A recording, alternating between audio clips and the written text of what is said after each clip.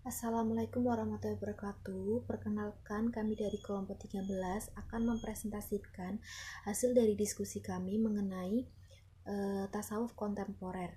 Sebelumnya, perkenalkan anggota kelompok kami, yaitu yang pertama saya sendiri, Erika Yamsiana Nur Holifah, dan juga teman saya, Rolfiatul Latifah.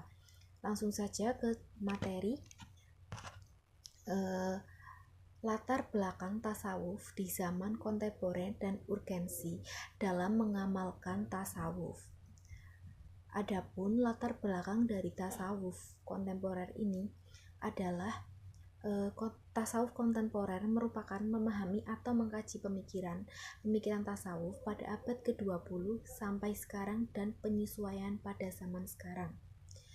Tasawuf kontemporer merupakan pola pikir baru yang berorientasi pada pemecah permasalahan kemasyarakatan dan kehidupan modern atau kehidupan di zaman sekarang. Tasawuf juga mempunyai potensi besar karena mampu menawarkan pembahasan spiritual, mengajak manusia dirinya untuk mengenal dirinya sendiri dan akhirnya mengenal Tuhannya. Dan ini merupakan pegangan hidup manusia yang paling ampuh sehingga tidak terombang-ambingkan oleh badai kehidupan ini.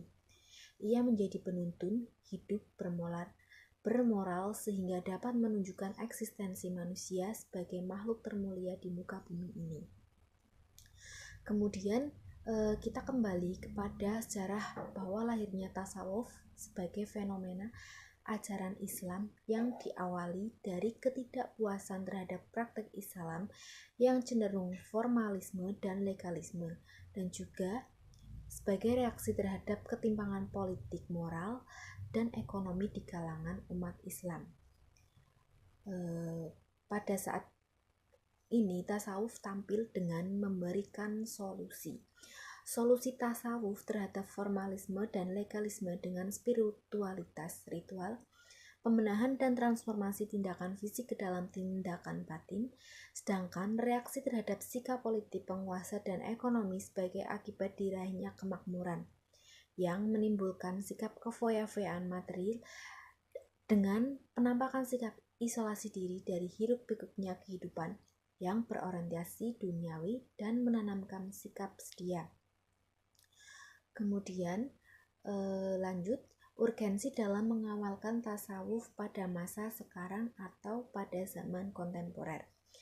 Yang pertama ada tanggung jawab spiritual, yang kedua ada tanggung jawab etik, yang ketiga ada tanggung jawab politik, yang keempat ada tanggung jawab. Yang selanjutnya yaitu strategi penerapan tasawuf di dunia hukum Islam dalam masyarakat urban, yaitu abad modern yang dimulai pada akhir abad ke-17. Semua adalah merupakan revolusi Islam pengetahuan tentang ilmu pengetahuan. Revolusi ilmu 7 pengetahuan ini ditandai dengan kemenangan rasionalisme dan empirisme terhadap dogmatisme agama di barat. Perpaduan rasionalisme dan empirisme dalam satu paket yaitu melahirkan apa yang disebut dengan metode ilmiah. Terus dengan metode ilmiah ini, kebenaran pengetahuan hanya diukur dari kebenaran koherensi dan kebenaran korespondensi. Secara umum yang dirasakan sebagai kelemahan pola berpikir keilmuan modern adalah kepercayaan yang berlebihan terhadap akal dengan mengesampingkan dimensi spiritual dan nilai-nilai agama. Pertimbangan ini dalam rangka pengembangan dan penggunaan ilmu pengetahuan dan teknologi tidak mendapat tempat yang sewajarnya.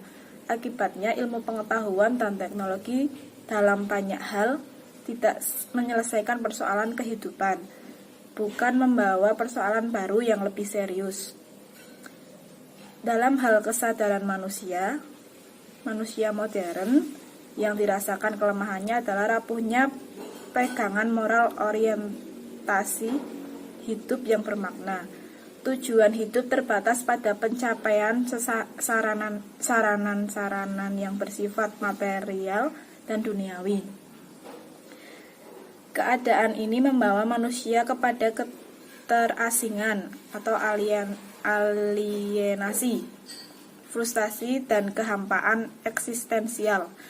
Secara sosialis, akses yang ditimbulkan dari perkembangan ilmu pengetahuan dan teknologi tersebut sangat luar biasa, yakni terjadinya perubahan sosial yang sangat drastis di masyarakat. Hal ini dapat dilihat dari beberapa indikator sebagaimana dikemukakan Zakiah Drajat. Pertama, meningkatnya kebutuhan hidup. Semula, manusia sudah merasa cukup apabila telah tercukupnya kebutuhan primernya, seperti sandang, pangan, dan papan.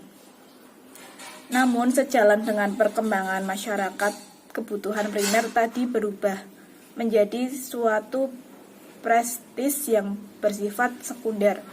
Akibatnya, orang dalam kehidupannya selalu mengejar waktu, mengejar materi, dan mengejar prestis. Sekian presentasi dari kelompok kami. Apabila ada kesalahan, mohon maaf dan terima kasih. Wassalamualaikum warahmatullahi wabarakatuh.